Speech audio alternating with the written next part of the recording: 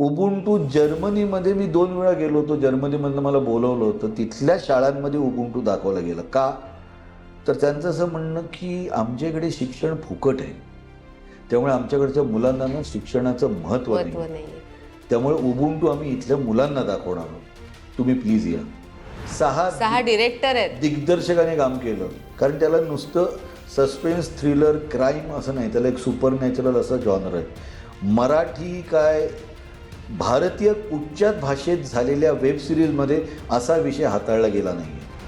म्हणजे जसं प्रेम तुम्ही मराठी नाटकांवर करताय ना, तसंच किंबहुना त्यापेक्षा जास्त जरा मराठी चित्रपटांना प्रेमाची आवश्यकता आहे, लोकाश्रयाची आवश्यकता आहे. लोकाश्रयाची आवश्यकता. लोकांनी यायला पाहिजे.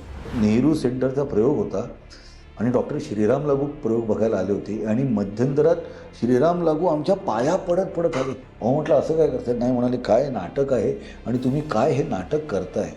सो त्यावेळी हे खूप गाजलेलं नाटक, खूप खूप खूप गाजलेलं नाटक. आपल्या सगळ्यांचे आवडते अभिनेते पुष्कर श्रोत्री. पुष्कर सर, खूप खूप स्वागत आहे या कार्यक्रमात. नमस्कार नमस्कार नमस्कार. पूर्ण एपिसोड पाहण्यासाठी आत्ताच डाउनलोड करा अल्ट्रा झकास मराठी OTT ॲप.